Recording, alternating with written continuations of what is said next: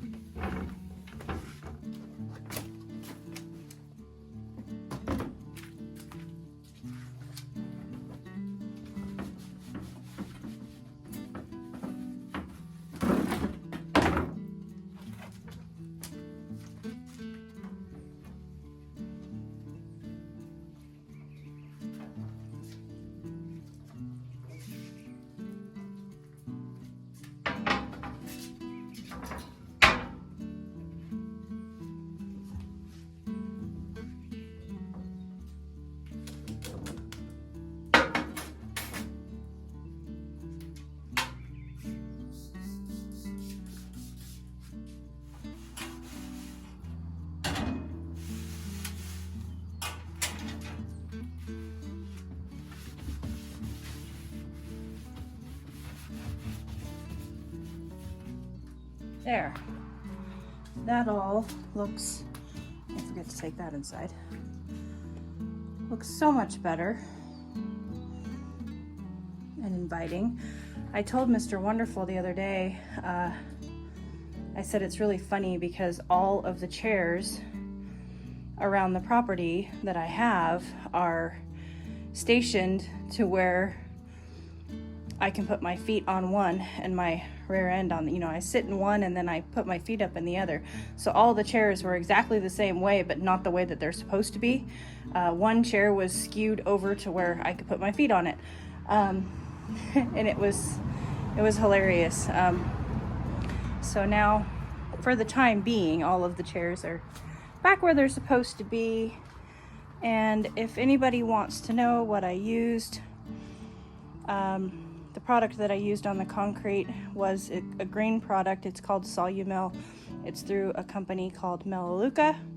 And if you need a contact to get some of that, I have a contact for you. Just ask me in the comments.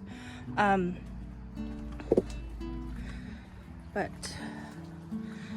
the blankets and the dog bed, those are dog beds that got rained on today. So they're gonna sit out here and they're gonna dry off. But that chair is now also where it's supposed to be.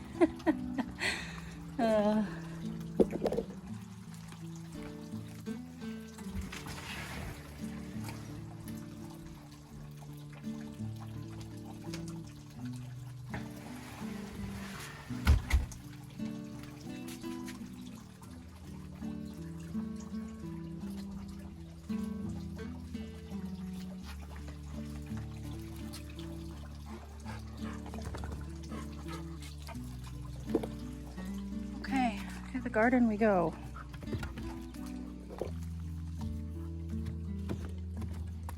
I'll show you what I do with my chairs. Everywhere.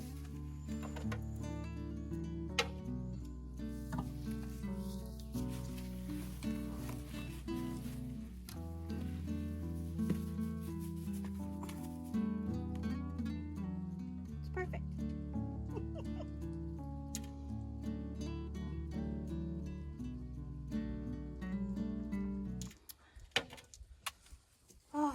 Because the best medicine for the garden is the gardener. Jessica Sowards said that, not me. And front porch sitting is not a waste of time. Okay, we have to work. I'm just kind of meandering around the garden, trying to decide where I have room to put things.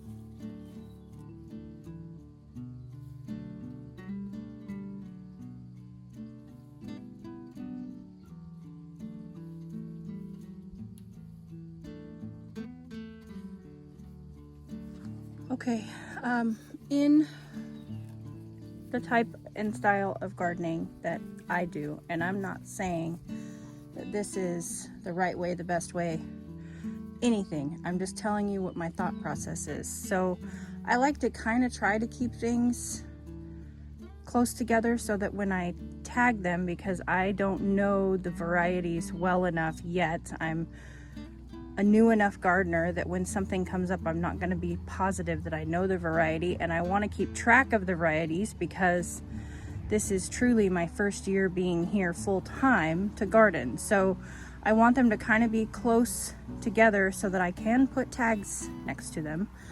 And I'm also keeping in mind things like, for instance, we'll go over here. Good garden dogs. And this is celery. Celery will get tall, and this celery has been in, you know, some in the ground, some way, shape, or form. It was a winter sowing project since November, and I'm not really convinced that it's going to grow up and do anything. That is a Chinese white celery. It's the only one out of the 11 that I put in here that survived. So I'm not sure that it's going to grow up, and if it does, it's going to grow tall, taller than like a zucchini plant. So I am going to put my summer squash, they need to be 3 feet apart, and I'm going to put one there, and I'm going to put one there, which leaves room for the spinach to do its thing until it's done, and the leeks to do its thing. I'm not really worried about this one here because chances are it's going to get too hot and I'm going to have to rip all the cauliflower out. So if for whatever reason I don't have to rip the cauliflower out and this baby decides to head up, then I'm going to have a little bit of cramp right there, but I don't think it's going to happen, and I'm willing to take the gamble. I'm going to put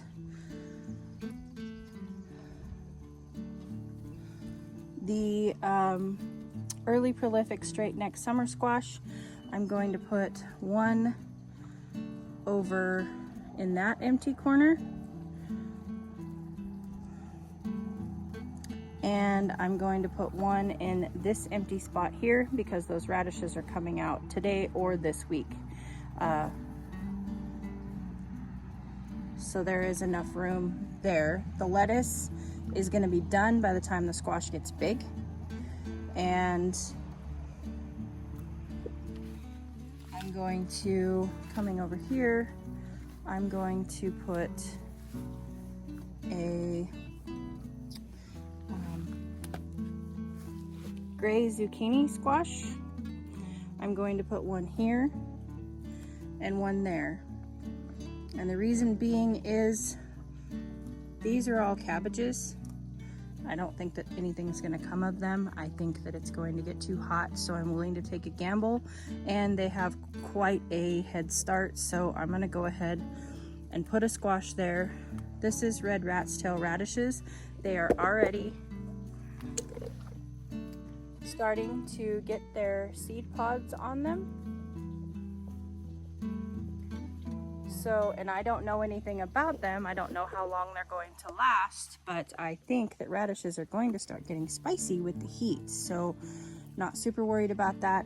And these Chinese cabbages are about halfway through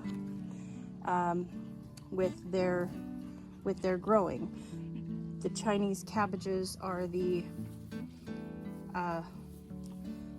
late Nagasaki, and they are, you know, they're not super big cabbages, so I think that they will be done by the time the squash gets big. So if you have a small area, that's one way that you can interplant and make the most of your room. Think about what's going to be going out when you're putting things in.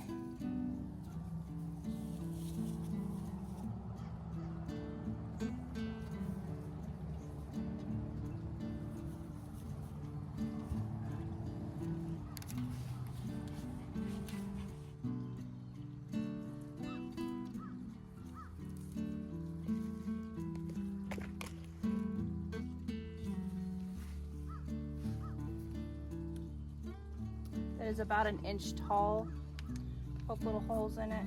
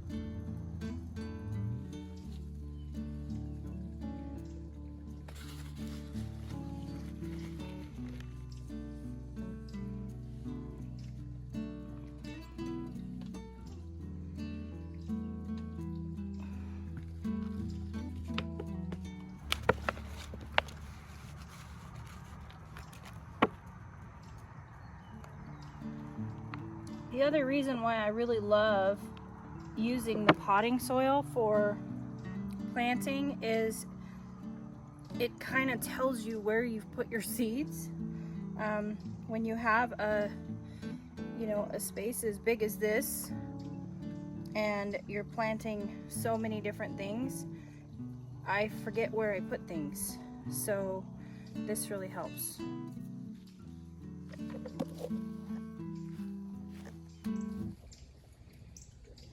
Okay, here it looks like I had lettuce giant lakes 118 that never germinated. So I will take that in with me and find that seed packet and make a note on the seed packet. I'll just write on the seed packet, raised bed garden, no germination. And then I'll know when I start it next time. I'll probably try to start it like in a seed tray in a controlled environment. And if it doesn't germinate again, then I'll know that the seeds are not good. And I just write it right on the front of the seed packet, you guys. It's an easy way to not waste your time planting things that have not germinated for you. But I'm not willing to throw seeds away just because they're old. I take a gamble with that. So we are going to put Ford Hook zucchini here.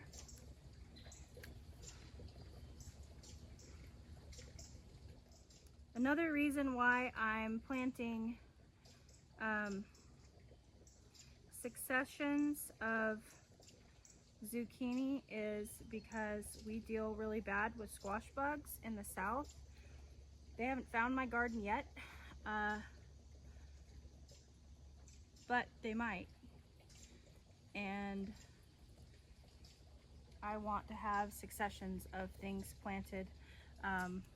Also, it makes it a little easier come harvest time and to be able to use it to eat fresh, throughout the summer, rather than all at once to where I have to shred it all up and put it in the freezer for zucchini bread in the wintertime. So again, 3 feet apart. This is cabbage. Potentially won't be here for very long. This is spinach. So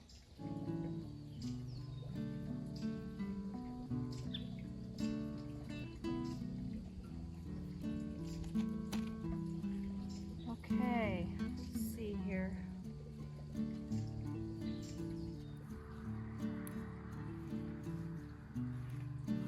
Now for the really fun part, I am actually going to harvest some stuff to make dinner with tonight.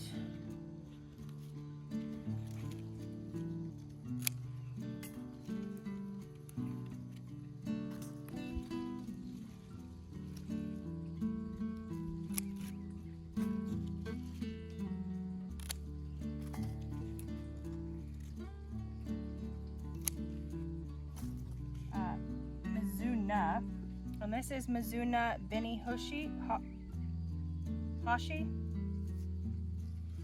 I've never had Mizuna.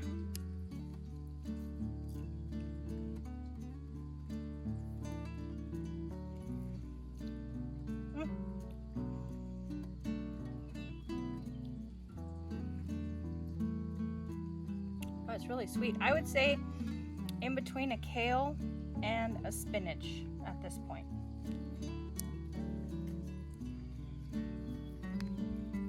That grow up a little bit.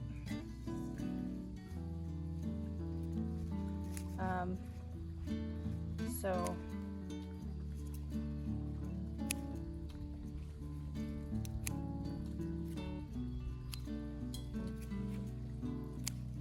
and you can come through and trim off of your baby greens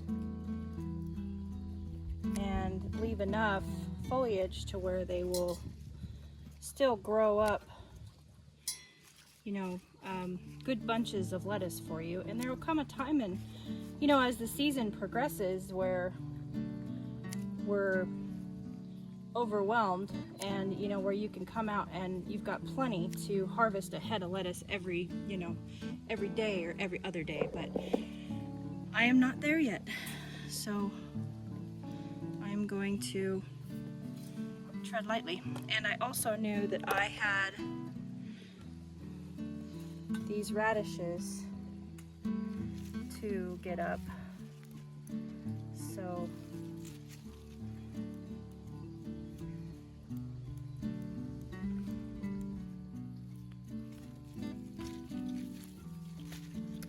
okay, that little guy's got some growing to do.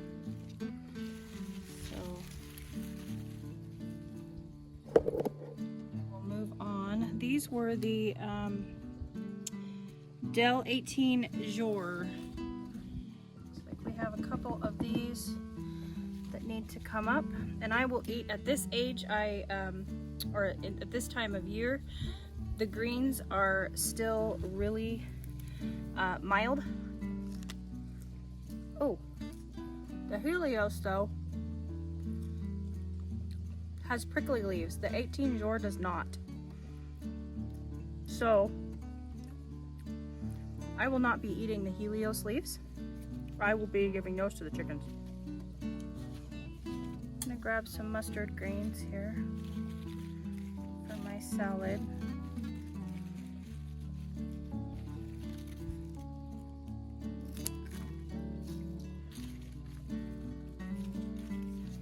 These can be cooked hot or cold, just like spinach.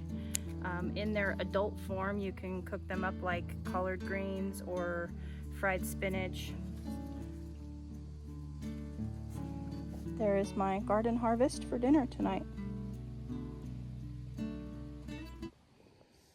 And it feels so good to be pulling out of the garden to eat dinner. I'm super excited about that. I will leave my pile of greens there for the chickens until the morning because they're in bed. It's almost 8:30 at night.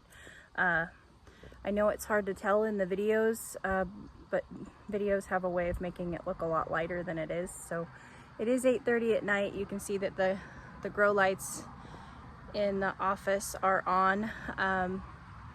And so I'm gonna go in and make me some dinner. But thank you guys so much for hanging out with me and getting some cleanup done on the patio and planting some things and harvesting. I hope that y'all are enjoying your gardens as much as I'm enjoying mine. Have a great day. I'll see you on the next one. Yours truly.